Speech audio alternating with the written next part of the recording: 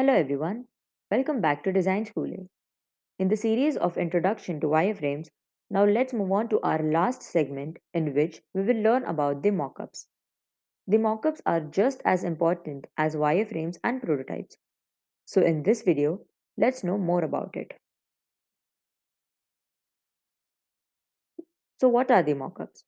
A mockup is a realistic representation of what the product will look like.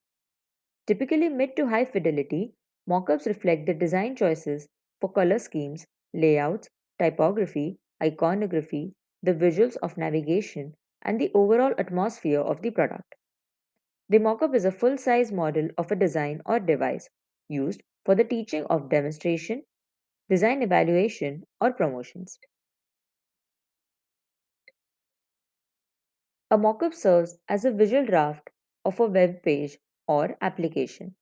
It is created to bring life to an idea or wireframe and allows a designers to test how various visual elements, work together.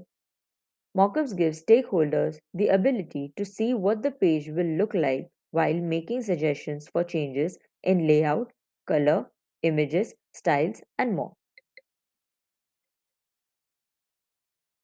The importance of the mockups. Mockups enable early stage testing of a product, service, or a design concept. This means that the changes or revisions are easier to implement and the less costly compared to adjustments made during the latter stages of the development. A mockup is an opportunity to see the design decisions work together as a whole and determine if they make sense in the final version of a product before developers are involved. So, what are the mockups used for? Mockups are used to present the medium to high fidelity versions of a design during the product development process. They demonstrate a realistic layout to decision makers and allow teams to determine which aspect of the product work well from the user's perspective and which do not. Where do mockups fit into the design process? In the terms of design stages, mockups come at roughly the midpoint of the design process. In the terms of time, they are still in the early stages of design. A loose design process looks like this: first research, then comes the ideation, then wireframing, then mockups, then prototyping, and then the product goes live. This offers an interactive simulation of the design and functionality of the product as real, tangible experience, closer to the end product, but still with the scope of improvement. The wireframing stage is ultimately about creating a rough layout for the page, taking an idea or a goal and using design theory to create a page that will accomplish the goal. The mockup is used to take the layout and make it more robust and lifelike. After the stakeholders come to an agreement on the visual aspects of the mockup, it moves into the prototyping stage where real development is needed to turn into a mockup into a near functional version of the page.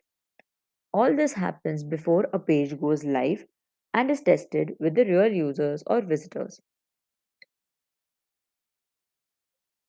We can divide mockup tools into two different types, each with its own advantages and disadvantages. First is the graphic design softwares, and the second is the mockup apps or mockup generators. Graphic design software. With the emphasis on visuals, some designers prefer to build mockups in the graphic design software they are most familiar with. Software like Photoshop is built to create pixel perfect images. But the downside is that these programs don't allow you to add interactions to your mockups. Coming next to our mockup apps or mockup generators, mockup apps are useful tools to help you create stunning and high resolution screenshots of templates or images. It is a fast, efficient way to produce professional images. But the downside is that it provides limited options to edit the templates. Basically, It lets the aesthetics of a given page be analyzed by stakeholders in multiple roles, give feedbacks, and make the page or screens as best as they can be. In the conclusion, the mock-up stage is one that is sometimes left behind. It can seem non essential in comparison to wireframing and prototyping. Still, there is a high value for any development team in breaking mockup creation into its own stage. By producing mockups and iterating on the design created, a team allows itself to be intentional about the design choices it makes for a given page. So, this was the last segment in the series of Introduction to the Wireframes. Stay tuned for our next series. And for more such videos, do follow and subscribe our channel. Thank you for watching.